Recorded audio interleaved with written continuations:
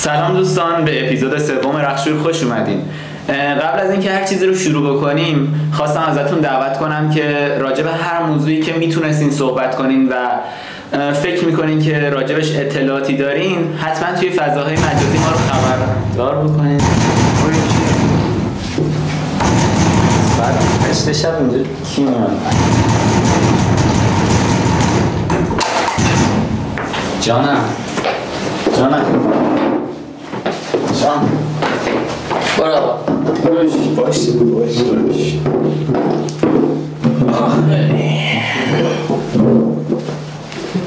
یا علی مدد.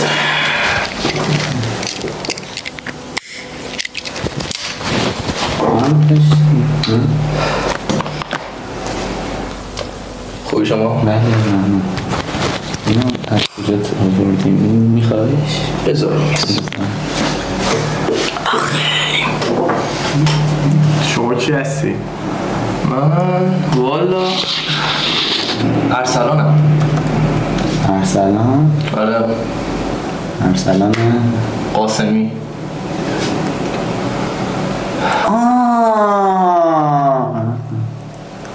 قاسمی تکست دادن بهمون مهمان شدیم دیگه. برای چی برنامه فکر کنم تکست دادن. من شنیدم اینجا آدم میخوان برای زر زدن آدم که ما خب همین الان گفتیم. چطوری فهمیدی؟ خبر زود میرسه. چی کار میکنی؟ کار خاصی نمیکنم تو زندگیم، متاسفانه درس و تحصیل. خب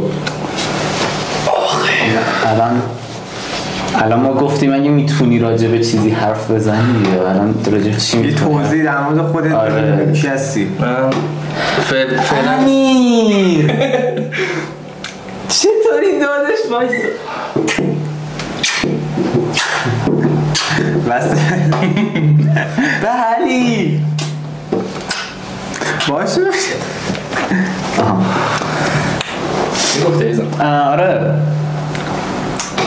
آقای ارسلان درست گفتم آره آقای ارسلان جان چند سالته؟ متاسفانه 17.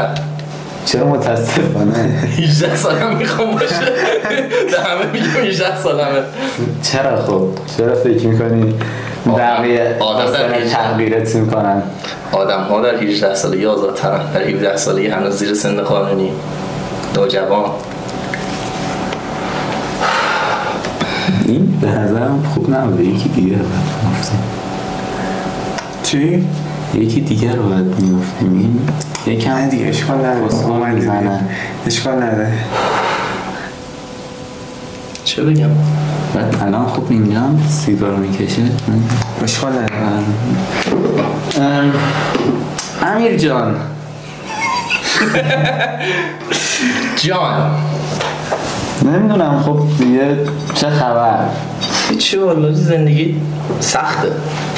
حرف بزن. الان خب مهمون اپیزود اومدی، الان ما میخواستیم درباره یه چیزی حرف بزنیم. سناریو نوشتی، اومدیم مزاحم برنامه شدیم. ببخشید کار قشنگی نبود، دوست نداشتم یعنی. حرف بزن. بگو در مورد زندگیت برامون بگو. چی کارا کردی؟ زندگی والا عزیز دلم فعلا که متاسفانه کنکور باید بدیم، درس و تحصیل میکنیم، هیچ کار خاص دیگه نمیتونیم بکنیم فعلا. کتاب میخوندیم یه مدت، فعلا هم کم و بیش یه مدت. الان بیشتر راجع به اعتیاد به فضای مجازی. آره درس که داداش تو درس نمیخونی، به قیافت نمیخوره. ریشا رو نگاه کن، به ریشاش میرسه. کسی که به ریشاش میرسه درس میخونه. ناچ سخته دیگه. آدم به هر حال یه شعوری باید برای خوش قائل باشه به نظر من، با وجود درس خوندن. غیر از اینه آره چیه؟ کسی که بخواد درس بخونه موهاش از ته میزنه به نظر. زده بودم اتفاقا. راستی 6 ماه پیش بکنم یه اون کچفته. میگم 6 ماه نبودی کجا بودی؟ اینو من از چیز شناختم. کجا بود دیدمت؟ اجراهای از اون بله اجرای سال پیش بیشتر فکر کنم بیشتر موسیقی زیبایی هم گوش میدی دیگه. متاسفانه از زندگیت راضی نیستی مسکه؟ نه اصلا راضی نیستم حقیقتا. هنر چی داری؟ فقط درس میخونی؟ خب باید به عنوان یک باید اینو مهمون رختکن بازنده ها میشد تا مثلا من در تمام لول های زندگیم باختم پشت سرم. بعد آره کاری جز درس خوندن همون کتاب میخونم، فقط کتاب میخونم، گاهن اجرا میرم، هر اجرا باشه میرم. هر اجرا میدی؟ هنر در حد همون اجرا رفتن. هنرم فکر نمیکنم بشه اینجا دربارش صحبت کرد. هنرهایی که دارم خب خیلی کارا میشه انجام داده. ای زده بعد آره امیر جان من یک سوال دارم. رشته چیه؟ شوربختانه تجربی. خوبه. پس میتونم برات دی ان ای مقابل هر باز عالی رو الان حساب کنم. تو در این رشته چی میبینی؟ صادقانه منم قبول دارم. آینده‌ای برای خودم نمیبینم. خب حالا که اینا گفتی اگه بخوای یه چیزی به گذشته خودت بگی چطور کسری؟ ولی حالا اگه بخوای یک چیزی به گذشته خودت بگی، مثلا یک نصیحتی، میفهمم به عنوان یک پسر 17 ساله، خیلی زوده برای این سوال. کرونا که شد نشین پشت بازی، بشین گیتار رو ادامه بده. ول کردی. پس هنر میبارید از انگشتانت، فقت انگشتاتو قطع کردی. آره نسبتا میشه گفت. کرونا اومد این نصیحت. خب الان این آدمی که داره اینجا رو میبینه حوصله‌اش سر رفته، میخواد یک چیزی از این محتوا یاد بگیره. خب ببین به عنوان یک آدم بازنده در 17 سالگی چه نصیحتی؟ کاری رو انجام میدن ملت درست انجام میدن. درس میخونی درست درس بخون. نمیدونم چی میگن بهش. هنری اگه میخوای ادامه بدید این آدم ادامه بده. منظورت چیه؟ منظورتو نمیفهمم. مثلا ملت میشینن درس میخونن اما درسشون بهش نتیجه قرار نیست برسه. مدل درس خوندنشون این آدم بشه درس بخونه. من هنوزم نمیفهمم. تو کلا نمیفهمی. فکر کنم من نفهمم. درست توضیح لازم نیست فکر کنم. دو تا چشم خدا بهم داده. عشق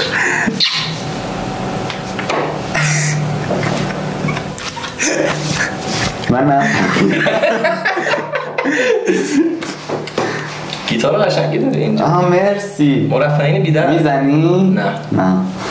خب پس بذار این درار جان میچی بعد آره یادم میشه نصیحت بیشتر بکنی؟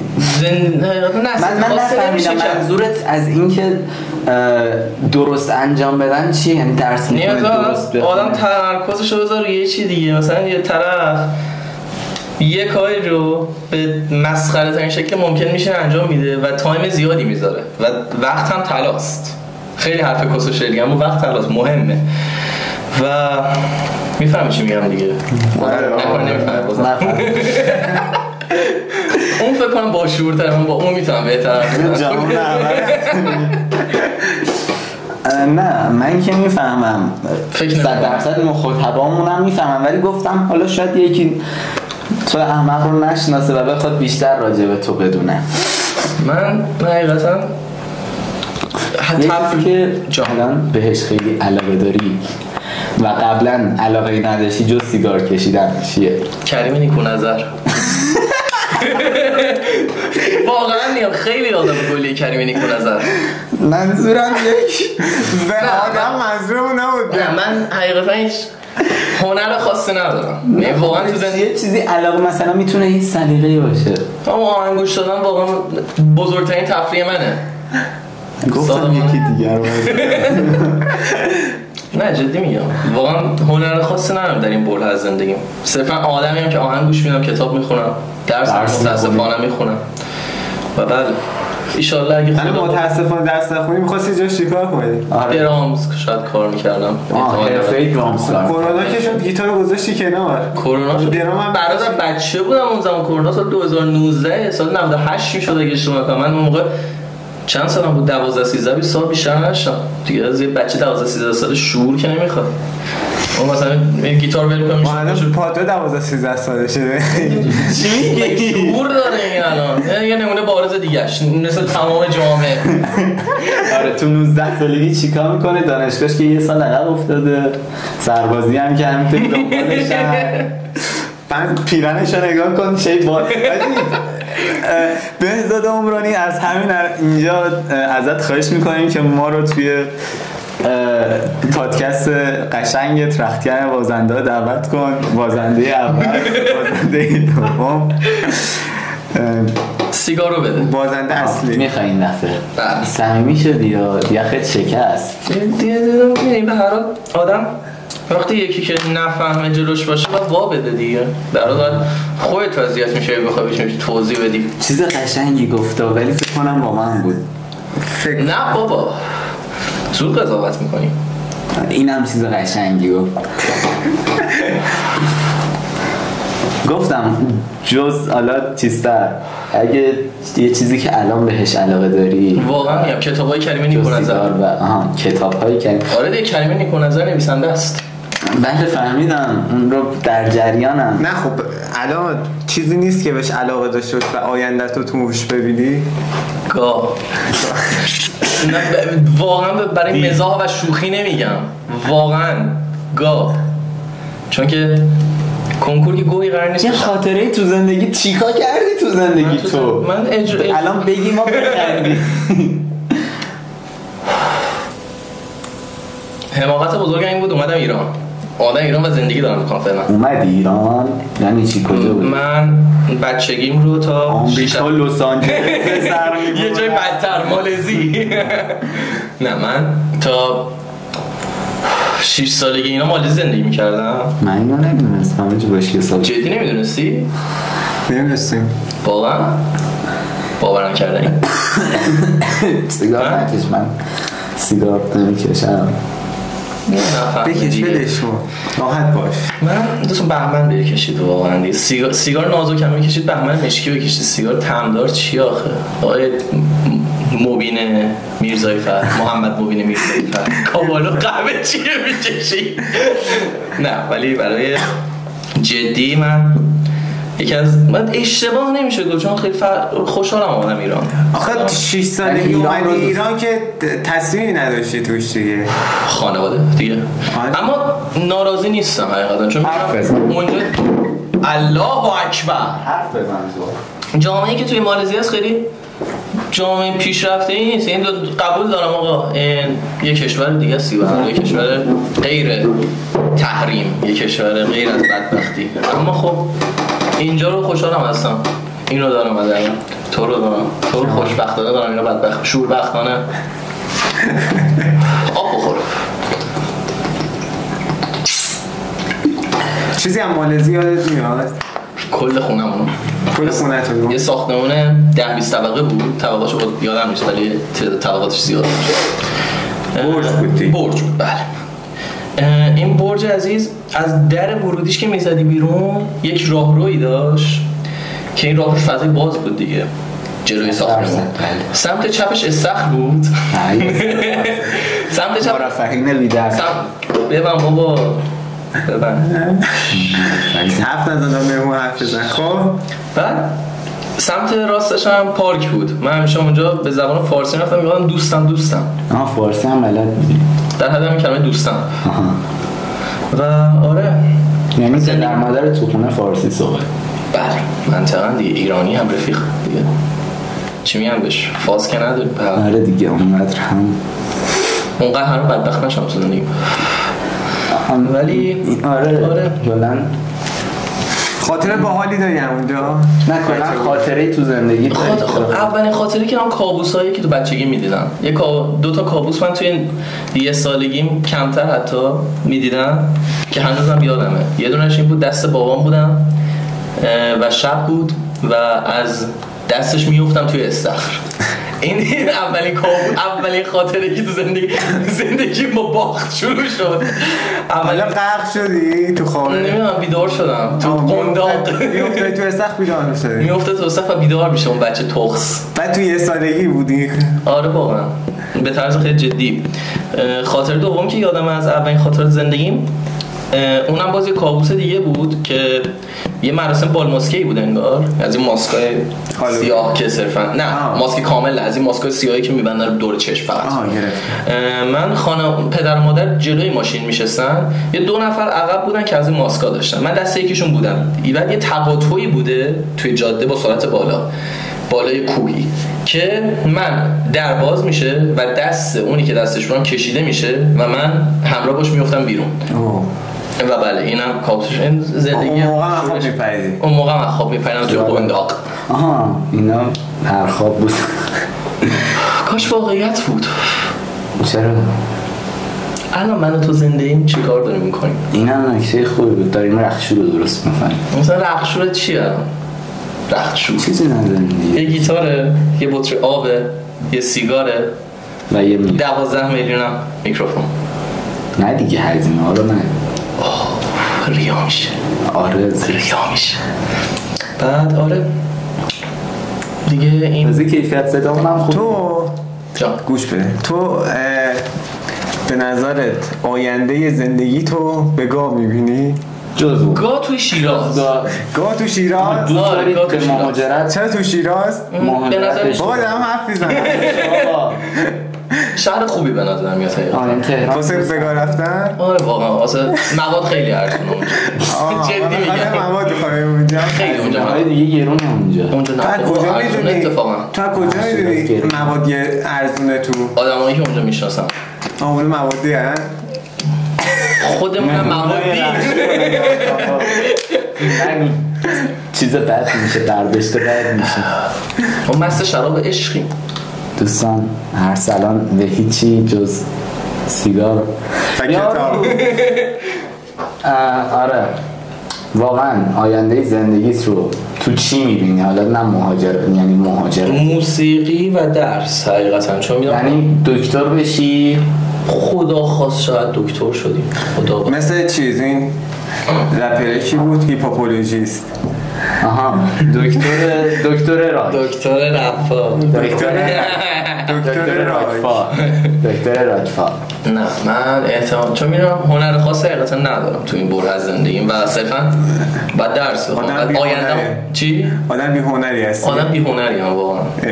آره درسته. یک بره تو یک وجب تو خودم شعور میتونم ببینم که اونم فکر کنم صرفا خود بزرگبینیه. شعور رو در چی میبینی؟ شعور رو در انسان تو چی میبینی؟ یعنی شعور الان تو جامعه مهمتر از همه تو خودت. نه کلا تو خودت، نه تو انسان ها. یعنی توی جامعه که الان داری در 2025 زندگی میکنی 2025 زندگی میکنی، شعور رو توی چی میبینی در آدم ها؟ تو اینکه آدم شعور داشته باشه به شکل کامل، یعنی از نظر ذهنی، رفتاری، نوع مکالمه، همون نوع رفتار. خب حالا اون رفتار چیه؟ خیلی داری میدونی سربسته زیاد. آره خیلی داری مدرسه اینجا رو تصور میکنی. اینجا رخشوره اسمش فکر کنم. من حرفای نشسته نیست، حرفا نشستم حساب کنم دیگه. این به طور کلیت ماجرا آدم موسیقی خوب گوش بده. نه موسیقی آخه اینم شعور خیلی فرق داره. قبول دارم خیلی تو شعور تاثیر داره. تو اپیزود بعدی ان شاءالله درباره‌اش صحبت می‌کنیم. حالا حتما آدم این دفعه بعدی رو نیاریم. خدا یا علی مدد. خب میگفتی ایزا. آره توی جهانی که داریم زندگی میکنیم، یعنی توی جبری که داریم زندگی میکنیم، خودت راجع به این جبری که حالا تو داری توی ایران راجبش صحبت میشه یا هر چیزی، نظرت دربارش چیه؟ ای بابا یه نفر از دست دادی میشه. آره نه یا دیگه علی جان به نظر. آره بعد توی جامعه که داری زندگی میکنی و آدم ها رو میبینی، رابطه ها رو میبینی، نوع برخورد آدم ها توی فضای مجازی یا حالا تو خیابون رو میبینی، به عنوان یک جامعه جهان سومی تو خودت چه فرقی میبینی با بقیه که به خودت میگی یک آدم با شعور؟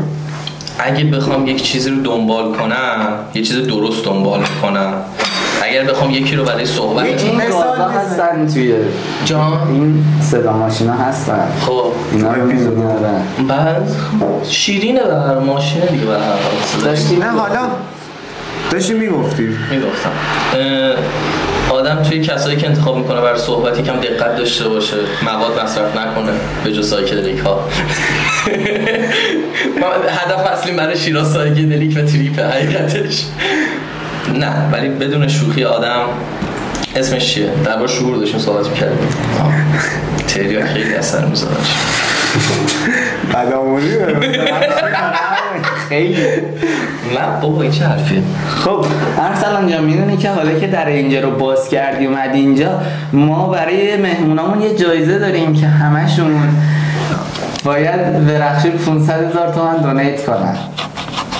جایزه ما اینه. همین الان براس موجودی بگیرم تو کارتم 300,000 تومان در خروج دیگه.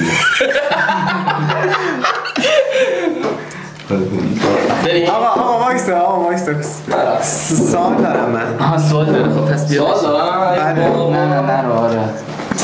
سلام دوباره. آی خدا جونم عزیزم. یه نصیب در مورد یک خاطره باحال با اعضای رخشور. خاطره باحال با پادرو داشتیم سر اجرای از اون بود. کدومش؟ اصلا با پادرو کجا آشنا شدی؟ همون اجرای از اون تیر سال پیش. همونجا که من تو با هم آشنا شدیم. بله همونجا توی مترو من تو هم بودیم. آها بله. به باحال‌ترین خاطره که داشتم فکر کنم اجرا میدنایت بود یا ازوان اگه اشتباه نکنم. آقا با یک آدمی اومده بود. میدنایت بوده چون ازوان من بودم نمارش. بله اجرای میدنایت بوده اگه اشتباه نکنم. با یه آقایی اومده بودم. با یه خانومی اومده بود. با یه آقایی اومده بودیم. بعد ما آقا کات میزنیم ما سر اجرا خیلی جوانه میگیره. حالا میتونه به خاطر آبجوی باشه که قبل از اجرا میخوریم، میتونه به خاطر هر چیز دیگه. معتاد. خب ببخشید بگو داره میگه با تو رفته بوده. خب اتفاقا با یه دوست دیگه مثلا علیرضا داشتیم میخوریم، گفتیم به پادرو نگیم چون میخورد حقیقتا آبجوی نمیخواستیم مفخور اضافه نمیخواستیم. بعد خاطره باحالی که خاطر بانمک بود نسبتاً، گفتنش خیلی بانمک نیست اما فضاش خیلی بانمک بود. خب منو پادرو خیلی جوابونو میگیره سر اجرا، بعد مثلا جیغ میزنیم داد میزنیم همون بغل میکنیم همون میبوسیم. بعد آقایی که باهاشون اومده بود نمیذاشت ما این کارو بکنیم. و بله این خیلی خاطره من یادم نمیاد. من که تو رو الان دیدم بعد 6 ماه. آره بعد 6 ماه الان دیدم. یه 6 ماهی بود ندیده بودم. 6 ماه یه هفته است. خاطره خوب داشتی با من میگفتی؟ با من اصلا خاطره خوب داری؟ ماشین که نشسته بودیم با هم دیگه اومده بودیم به خونمون دنبالمون. ماشین نشسته بودیم اومده بودیم سمت چیکار می‌خواستیم بکنیم؟ تولد علیرضا بود. ماشین خوبی بود حقیقتا. نشست خوبی بود. آهنگ گوش می‌دادیم. رول می‌کردیم. چی رول می‌کردیم؟ بگو که اینجا یکم توتون اینجا خبر نداره. توتون رول می‌کردیم. چون دوستان آره آدمای سالمی هستیم. نه واقعا حس می‌کنم خیلی داره در این اپیزود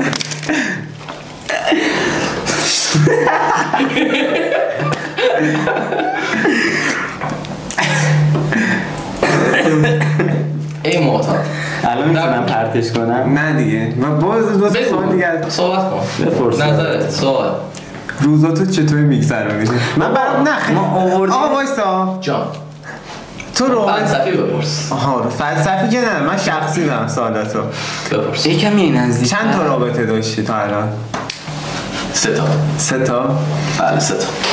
پشیمونی؟ از 2 تا شاره از یکیش نه آخریش نه واقعا صادقانه تجربه شد. نه آدم گلی بود.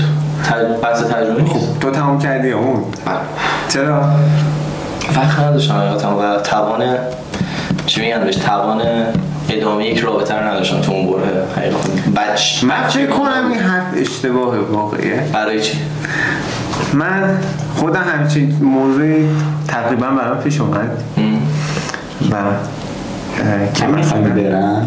آره برو خیلی مزاحم باشه چی گفت شو خواستین تموم کنیم به من ببینیم بشین دیگه آره دقیقا همین اتفاقا برای من افتاد و طرف خودتون که مثلا میگفت من تایم ندارم و این داستانا به طرف تمام نه بعضا میتونن مثلا به عنوان بهونه از این استفاده کنن اما من به عنوان بهونه نمیگفتم واقعا فرصتشون نشون از یک طرف روزی 1 ساعت هم فرصت نداشتید تکست بدی و تلفن صحبت کنی نه بحث تکست آدم وقتی توی رابطه باشه به من پیام بده ارزشش بیشتر آدم وقتی توی رابطه است باید صدشو بذاره دیگه به هر حال صدشو بذاره دیده قشنگیه جدا از اینکه صدشو بذاره هفته‌ای حداقل 3-4 بار بعد دیدار باشه دیگه نه دیگه حالا 3-4 بار که خیلی دیدار باعث میشه که مثلا بعضی اینطورین که هفته 1 بار هم حالا توی سن خودمون دارم میگم چون بیا صادقانه نگاه کنیم و بگیم که توی سنی که ما هستیم حداقل میتونم بگم تا 20 سالگی 21 سالگی رابطه هایی که ما واردش میشیم اکثرا جدی نیست. حالا من خودم رابطه جدی دیدم دور و برم که مثلا 2 نفر با هم 1 سال 2 سال تو رابطه هم و رابطهشون خیلی منطقی و قشنگه ولی حالا من دارم راجع به اکثریت صحبت میکنم نه همه که این رابطه‌ای که دارن یک جوری بچه بازیه و میخوان همو خوشحال کنن یعنی چیز بدی نیست یعنی به این رابطه میتونی به این رابطه یه جوری نگاه کنی که انگار اون داره پشت تو رو میگیره و با همدیگه میرین جلو و حال همدیگه رو خوب میکنه نه یک چیز بیشتر و نه چیز کمتری یعنی نه اینطوری که از همدیگه انتظارات بزرگسالانه داشته باشین از حال تجربیات خودم دارم میگم فوت حالا من این طرز فکر تو نیست حالا ببین بستگی داره دیگه طرف تو طرز فکر کی تو رو چرا چون میگه مثلا میخواد وقتشو بگذرونه نه حالا ببین حالا من چون مثلا یکم سن 2 سال دارم خب من نه حالا ترجیح میدم که مورد علاقه چیه من ترجیح میدم که توی رابطه‌ای باشم که هم وقت واسه خودم بذارم واسه پیشرفت خودم و یکمش هم تو رابطه بذارم میدونی همین که کل وقتمو بذارم واسه طرف میدونی یکم نمیشه تو پدر مادرت هم که با هم ازدواج کردن بابا چه 8 ساعتشو میره سر کار دیگه این میشه وقت گذاشتن واسه خودش من هم اینو میگم میشه تقسیم گذاشتن برای خانواده حالا میره سر کار پول در میاره تو خر میخوری بس امیدوارم بابت این اپیزود رو ببینید. نه من دارم میگم که این حالا میذاره واسه خانواده من دارم میگم که خب این تایمو خودش میره سر کار یعنی همش با خانواده‌اش که نیست منم چه میدونم مثلا 8 ساعت و یا سر کارم یا چه میدونم کلاسم فلان میدونی قضیه اینه منم اینو دارم میگم من منظور من تقسیم بندیه آدم‌ها توی این سن از هم دیگه یک سری انتظاراتی دارن که حالا بذار من درست بشینم یک سری انتظاراتی دارن که مثلا آره خیلی بیجاست مثلا که تو 16 سالگی از طرف مقابلت انتظار چه میدونم با همدیگه هرچی باشه اومدین حالا دیگه همدیگه رو خوب کنین چه میدونم گیرای الکی دعواهای الکی یا هر چیزی اذیت کنین بیشتر همون و از همدیگه انرژی ببرین بذار یک رابطه رو توضیح بدم خفه شد توضیح من خاطرات بگو افلاطون از روابطت بگو آره بسوز پدر تجربه خب ادامه دادیم در 16 سالگی خفه شد یک رابطه رو اگه من بخوام توضیح بدم اینطوریه که تو 50% انرژی داری و طرف مقابلت هم 50% انرژی داره و این رو با هم دیگه شریک میشین نه اینکه بخوای لازم نیست حتما 50% حالا منظورم اینه که 50% تو داری حالا یه روز تو 60% داری اون 40% داره تو بیشتر حالا اون خوب میکنی قرار نیست همیشه 50 اصلا یه روز تو 90 داری اون ده ولی وقتی یک دعوایی رخ میده این انرژی شریکی این انرژی با همدیگه میدونی همدیگه رو کامل نمیکنه تو اون 50% من رو به اصطلاح میدزدی و من انرژیم صفر میشه و این 50% که بوده میره به بیراهه. خب و من دعوا توی یک رابطه اینطوری تعریفش میکنم، یا دعوا توی یه رابطه میفهم. و حالا نمیگم که یک رابطه ممکنه بدون دعوا باشه، خب هر رابطه دعوا داره، ولی منظور من اینه که دعواهای الکی و بیجا، یعنی یک دعوایی هم که هست خیلی منطقی با هم دیگه حلش کنیم. حالا نمیشه این رو در کلام توضیحش داد. تجربیه. آره دیگه، یعنی تو بگی خب در کلام توضیحش بدی، خب تو ممکنه یک اتفاقی باشه که اون موقع خیلی عصبانی شده باشی و خب دست خودت نباشه دیگه و یکم اون چیزی که میخوای پیش نره. و حالا اون طرف مقابل یک بار، دو بار، سه بار تو رو میاد و کنترل میکنه، آرومت میکنه، ولی این وقتی پیش از حد بشه دیگه خسته کننده میشه. یعنی هم طرف مقابل رو زده میکنی و هم از رابطت لذت نمیبری. میفهمم. سفت و سخت. رابطه تو چی معنی میکنی در این موضوع؟ اصلا تو منظور رابطه‌ای که همینطوری تشکیل شده یا از رو عشقه؟ از رو عشق. ببین رابطه‌ای که بذار عشق اول تعریف. نه عشق کیلو چند اصلا عشق. آره دقیقاً. ترجمه عشق چیه؟ تو میگی تو توضیح بده. آخه عشق چیزی نیستش که تو بخوای توی یه ثانیه تجربهش کنی. اصلا نمیتونی توضیحش بدی. نه آره، تو داری عشق اینی برای که هر کسی یک معنی خاصی داره. میدونم، ولی تو اینی که داری میگی باید با هم رشد کنن و انرژی همو نگیرن، این تو رابطه‌ای که عشق وجود داره. کسی که همینطوری تو رابطه هست عشق بینشون وجود نداره. خب دیگه چرا؟ چی؟ چرا بعضی ها هستن که توی یک رابطه این و همدیگر رو دوست دارن، خب خیلی هم شاید دوست دارن، ولی از اونجا که شاید یک سمت رابطه یا حتی بعضی وقت دو سمت رابطه حالا یک چیزهایی در ذهنشون از گذشته مانده باشه. آره دیگه. میخوان نه ایگو دارن که نه ایگو خرابن. نه جدی به اصطلاح میشه ایگو خراب. امیدوارم ببینی و بفهمی منظور من لمیزاده خودتی. این توهین نکرد، من توهین کردم و بله بدین منواله دیگه بندازمش بیرون. نمیخوایی یکم برامون بیشتر حرف بزنی؟ از چه بحثی؟ حرفی نداری. آخه ببین چه میدونم یکی میاد مثلا میگه آقا من مثلا فلان کار کردم تو زندگی و نتیجه نداده، ولی من هیچ کاری تو زندگی نکردم واسه آینده مثلا فلانه، میدونی؟ آره حاجی مثلا اون رختکن بازنده هایی که ما میبینیم اونا یه کاری کردن توش با من رختکن بازنده ها ندیدم، ولی خب منم ندیدم. هیچی نداری ارائه بدی، کلا زندگیت اینقدر بی ارائه است. من زندگی هیچ معنا و مفهوم خاصی نداره. من خالی آخه منم ببین اینو خودم هستمت که زندگی هیچ مفهوم خاصی نداره، ولی خب نه از این لحاظ فلسفه من دربارش صحبت نمی‌کنم. از این لحاظ زندگی من هیچ مفهوم خاصی نداره. میتونی الان وسط برنامه کفشتو درست نکنی. آره ولی بده من. نه دم حرف بزنم. بده من کفش. حالا کفشو بده من. میگفتی از من. نه ببین من اصلا نظر فلسفه هستم بگم، من میگم هیچ مفهوم خاصی نداشته باشه، ولی خب باید یک کاری کردین زندگی رو جلو برد.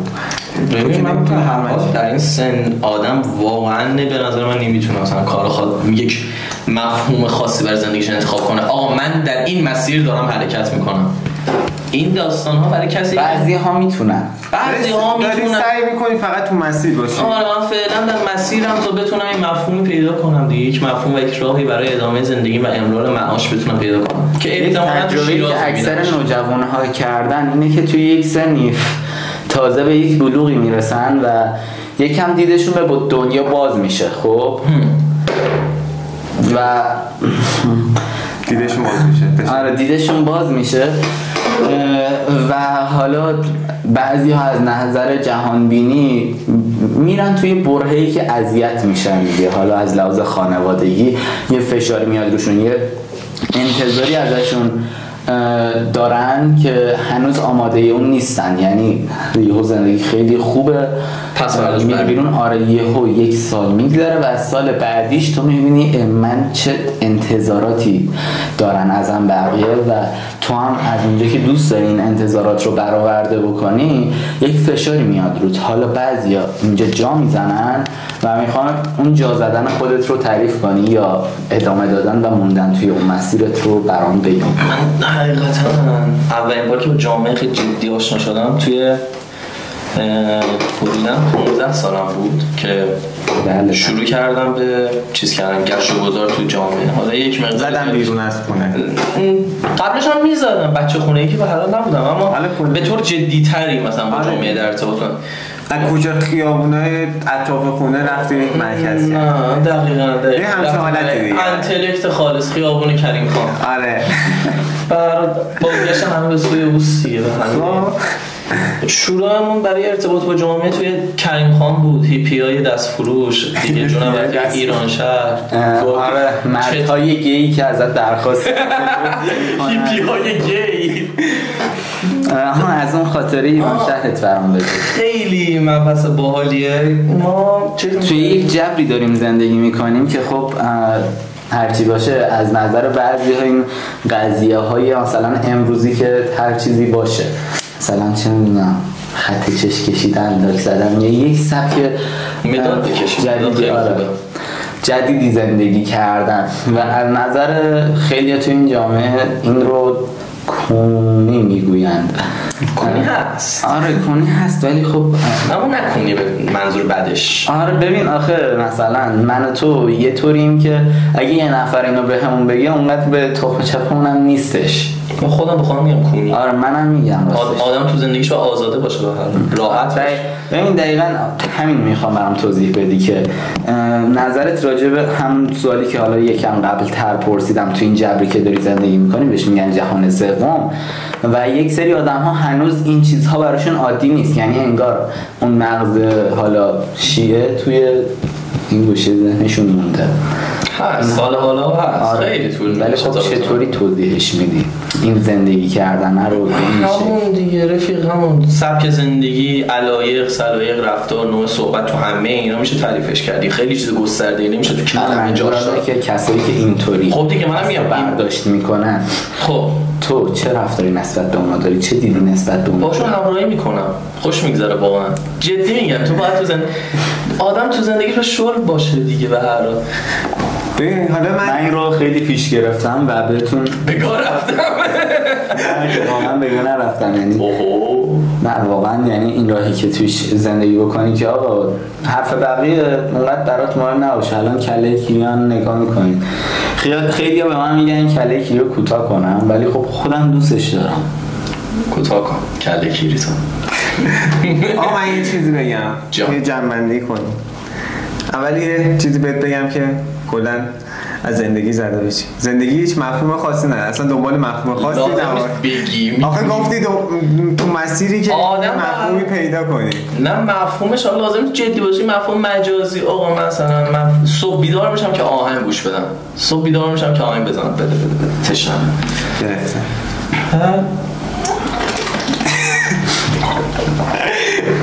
پر صدا آب بخورید، پر صدا آب بخورید، نوشش بیشتره. آره حتما آدم لازم نیست که چی میگم بهش مفهومش جدی باشه. مفهوم مجازی، آقا من بیدار میشم که سیگار بکشم، بیدار میشم آهنگ گوش بدم، بیدار میشم با دوستان وقت بگذرونم، بیدار میشم درس بخونم یه حجمشو. میشه این چیزا رو گفت. زندگی کردن اینطور خلاصه می‌کنیم. آره واقعا چیز خاصی نداره خیلی زندگی. ما اسمم تو کل اپیزود خیلی چیری بود. اشکال نداره. در رابطه با هیپی گی راستی. خیلی مبحث. خاطرات رو بگی. ما سال 402 بود فکر کنم. یعنی همین سال پیش. نه 400 چون باهوش. سال پیش میشه. 2 سال پیش. 1.5 سال پیش یا 2 سال پیش. 1.5 سال فکر میکنم. نه من هم بودم تو زندگی. بودی شما هم؟ بله بله. الله همین سال پیش پاییز بود. پاییز بود.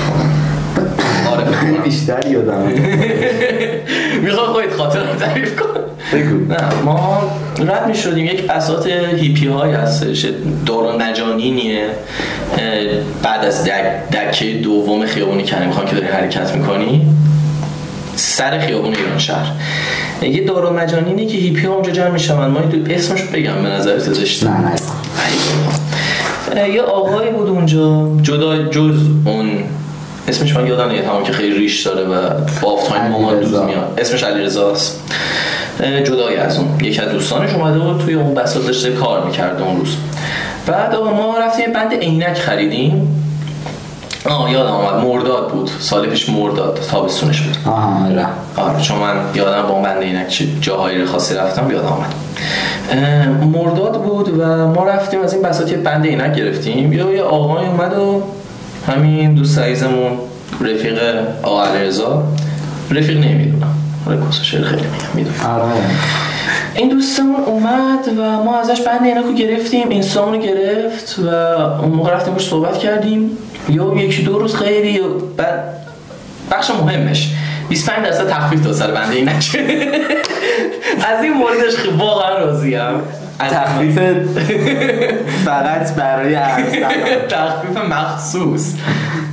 بعد ما بند عینکو گرفتیم، یکی دو روز با طرف صحبت کردیم، یکم رفیق شدیم، بعد طرف یکم صحبتاش خیلی خارج تر شد از چارچوب دوستی، یکم صحبتای چرت و پرت زیاد زد. بیگ سایزی دقیقاً همین مثلا بیگ سایزی، سوالای عجیب و غریب که از یهو به ما گفت که اگر می‌خواید با هم دیگه رابطه داشته باشیم و رابطه نه جدی‌تر رابطه، یعنی بیا خونمون و رابطه برقرار کنیم که همونجا بلوکش می‌کنیم، نذارش خیلی خاطرات بیشتری ازش در بیاد.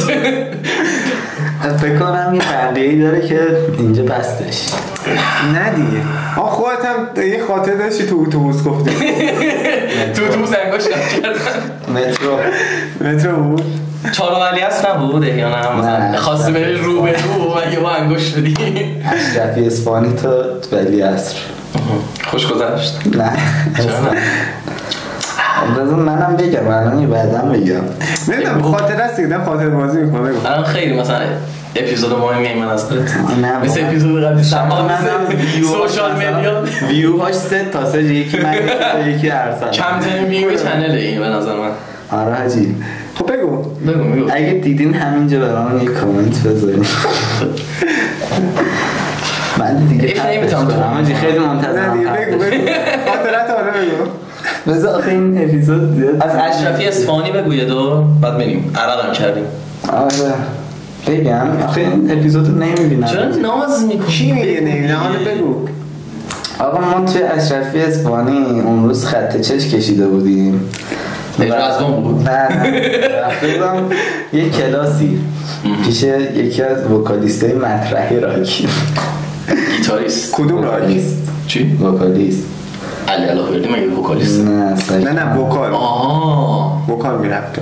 آره بعد آقا ما خط چش کشیده بودیم، سرمه کشیده بودیم، رفته بودم مترو، نزدیکترین مترو که برم خونم، نشسته بودم همینجوری. این خط چش تیزا کشیده بود؟ نه همینجوری تو چشم سرمه تو چشم سیاه بود فقط.